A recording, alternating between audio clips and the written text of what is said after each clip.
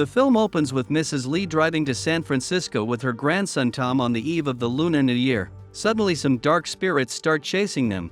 Mrs. Lee very calmly handles them while driving, but she calls out for help as she expects the worst is yet to come.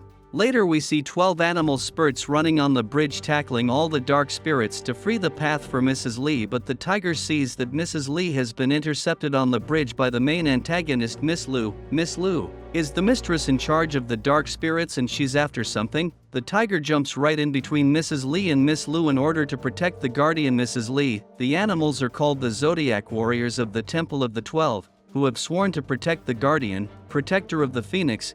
15 years later, Tom faces bullies in the high school, and when he refuses to hear bad things about his grandmother, his anger unleashes the power that he carries within him. It's only a glimpse, but it was enough to grab the attention of many. Tom then meets with RAV, and when her mother comes to pick her up, she decides to go home with Tom. Later, Tom reaches his house and seeing all the weird stuff hanging around irritates him.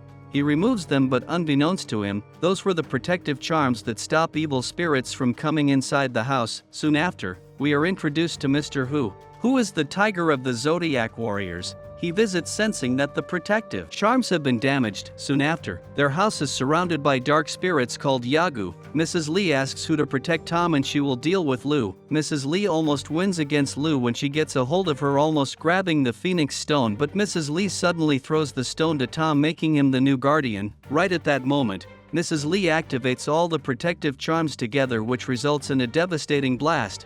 From afar, Tom witnesses the ghost cart that comes when a great noble soul passes away. It has become obvious that Mrs. Lee died from the explosion while trying to protect both the phoenix and her grandson. Mr. Who brings Tom to a safe place where he comes to know about the Zodiac warriors and how they swore to protect the guardian. Later that night, Tom has a dream where he sees a bright phoenix being covered in darkness, and a woman tells him that now he walks two worlds, the world of mortals and the world of magic. Soon the whole group of Zodiac warriors are reunited at the Temple of Two. However, some of the Zodiac warriors didn't show up, which leads to an uneasy situation. In the meantime, Tom, wanting to avenge his grandmother's death, goes to confront Miss Lou. The Zodiac warriors reached there as well, but it was already too late. They somehow managed to escape Lou's dark magic. However, a couple of Zodiac warriors become her captive in the process. Thankfully, the Phoenix Stone is still with the Guardian, but Tom comes to learn that Miss Lou is Rav's mother. Anyway, Tom focuses on his training. To gain complete power as a Guardian,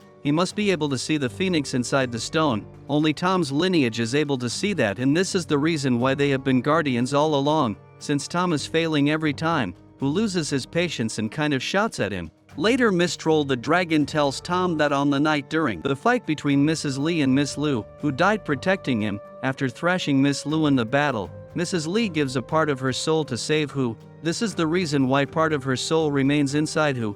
Tom goes back to his home to understand the reason behind choosing him as the Guardian. Later he sees her grandmother, but thanks to Rav, who tells him that it is Miss Lou in disguise, they somehow manage to escape, but Miss Lou has the Phoenix with her. Tom lets the remaining Zodiac warriors know that he has lost the Phoenix, who tells Tom that Miss Lou will use the stone on the eve of the Lunar New Year when the sun sets. Tom uses his senses to track down Miss Lou in the crowd. After a lot of fighting, Tom fails to protect Who from being caged inside Miss Lou's umbrella, but just before that, Tom sees Mrs. Lee in Who's eyes. Later, with Rav's help, Monkey frees all the other Zodiac warriors. It is again too late as the sun is almost down and Miss Lou has activated the Phoenix Stone to suck all the souls out of the mortals. The Zodiac warriors failed to use any power to stop Miss Lou from destroying the world. Just then, Tom finally sees the Phoenix inside the stone.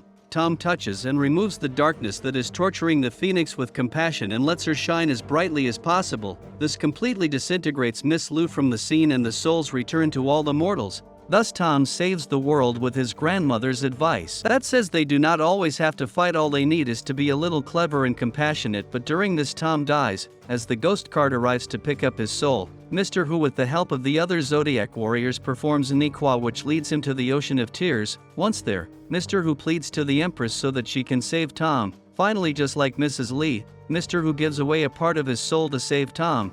Later you see them reconciling as a family. Mr. Who offers his shop as Tom's new home. In the mid-credits scene, we see Tom training with Mr. Who. The more Tom is struggling, the more Mr. Who is leveling up his training. Suddenly we see Tom jumping from a height and landing on the ground, transformed as a tiger. since Mr. Who has given him a part of his soul. Tom, the first of his lineage, has turned into a zodiac warrior apart from being a guardian as well.